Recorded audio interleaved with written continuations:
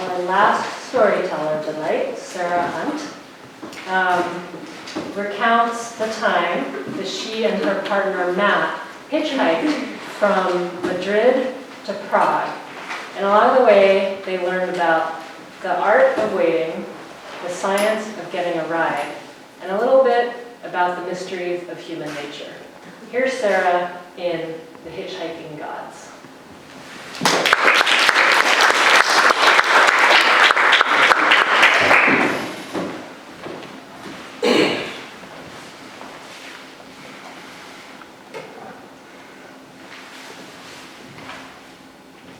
It starts with our Saviour, Jesus, at a gas station.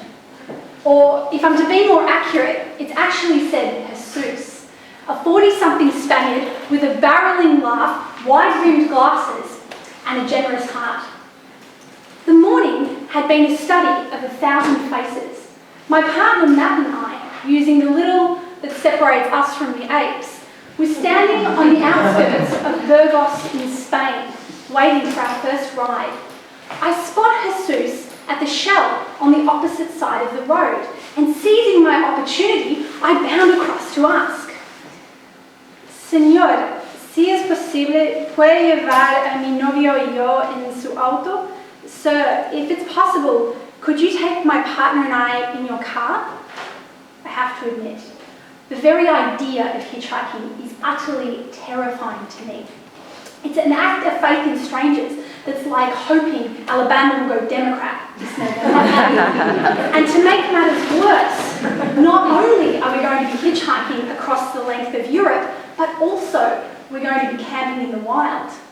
That means no nice hostel reservations, no Eurail train pass, just a vague hope that as the sun goes down, we'll find a patch of grass to sleep, Bear Grylls style.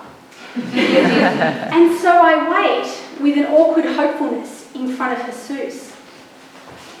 Sí, claro, por supuesto. Yes, of course you can. And so with that, we're off on our epic adventure. Now, forget Facebook Insights, forget Google Analytics. Hitchhiking is the best study of human nature that you'll ever do. It's got it all. A natural user population, wide demographics, large sample sizes, and best of all, forced social interaction. And many different types of drivers pass us by. There's the eye-gaze aversion driver, who hopes that if they don't look at you, you'll somehow disappear. Then there's the steering wheel clutcher driver, who passes you by, lips pursed in disapproval. Then there's the sorry I can't help you shrug driver, and more encouragingly, the yeah you're a legend honky. But then there are the diamonds in the rough, those beautiful drivers who will cross 5 lanes of traffic on a highway or back towards a semi in an on-ramp just to give us a lift. But you can't be lazy about getting these golden drivers, no. It requires a certain narcissistic confirmation bias around the idea that everyone in the world must want our company. And so we learn to wave at every driver that passes by. We do the highway moonwalk. And the nuances of identity politics aside, my lucky pink I'm a woman from a distance jacket.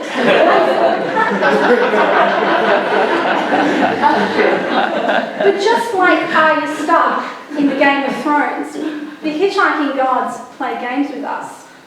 I can tell you exactly what it's like, for example, to wait 4 hours at a roundabout while rush hour Venetians pass us by placidly stony-faced. And in the unrelenting ambiguity of waiting on a roadside, our trip takes on a mythological quality. We sleep one night in France in the Field of Mystery, so named because absolutely nothing grew in it at all. And then we meet Lorenzo, the auspicious campsite pussycat, who becomes our travelling talisman and TV companion while we watch Netflix in the tent. And it seems that our drivers too need some sort of explanation as to why we would use such an irrational mode of travel.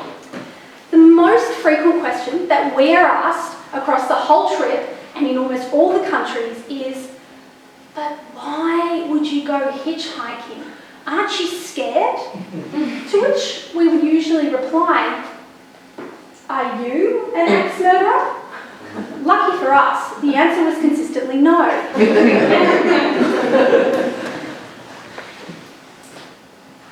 Just having hitchhiker's pause. And so, in other moments, the trip took on an impossibility above anything that we could have imagined before. One afternoon, after many weeks on the road, I'm thoroughly fed up with the European love of cabbage and potatoes, as well as waking up with my face squashed against the tent fly. And so I say to Matt, that's it, I just want a vegetarian meal and a decent place to sleep tonight. No sooner had those words come out of my mouth than a van appears on the horizon. An Austrian couple slows and stops and bundles us inside, promptly inviting us to a Sunday feast at their family's homestead, apologising in advance that they only eat vegetarian food, which in Austria is practically unheard of.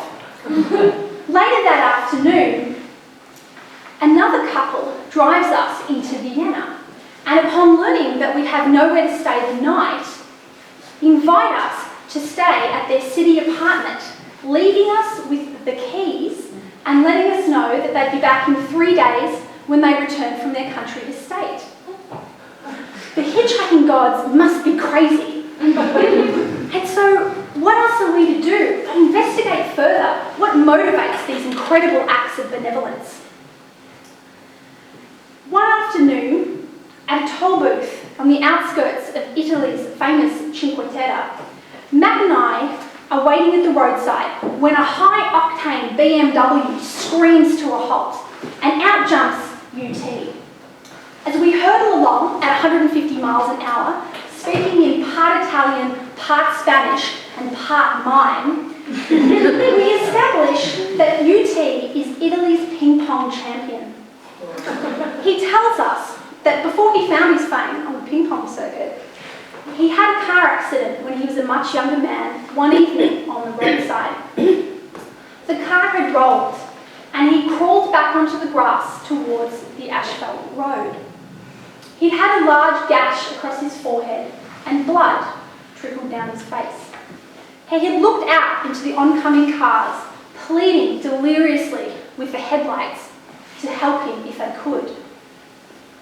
But no one stopped. And that, UT explains to us over an espresso and baguette, is exactly why he has stopped for every hitchhiker since. And for those that were motivated by hardship, in equal measure we found those whose generosity or good fortune gave them cause to be kind. 5 minutes after we'd done our best Australian innocent, dazed and confused act with the highway patrol outside Bologna in Italy, when Marilena and Bruno stopped to pick us up. Marilena, a consultant, and Bruno, a company CEO, are appalled at the fact that we haven't experienced the full embrace of Italian generosity. And we are whipped off for 2 days of wine tasting, sightseeing, polenta, and conversation in their local hometown. And in experiencing that generosity with Marilena and Bruno, shatters any notion that we might have had about what type of person helps and what type of person doesn't. For any notion we had that all hitchhiking drivers would be hippies in beat-up vans, we actually experienced an amazing range of generosity and diversity in our trip. And somewhere, after rides with an anarchist punk rocker, an imam and his family, and one of the Czech Republic's most prominent financiers, Matt and I arrive in Prague. We've done it. 13 countries, 70 rides across and 2 months across the entire length of Europe. And as we were sitting in one of Prague Central Station's most exclusive establishments, Burger King. A strange thought occurred to me. I realised that in the vulnerability of waiting on the side of a road, a new type of freedom emerges. You see, when we live our day-to-day lives, we behave as if we are disconnected from each other, shut off in the safety of our daily routine. But that disconnection is an illusion. Because regardless of whether or not you're trying to cross the Slovenian border with thousands of asylum seekers, or perhaps taking a weekend bus trip to Atlantic City, you can't do life alone. And if you have the faith to hold out your hand and invite the world in, I promise you, you never know where that road will take you. Thank you.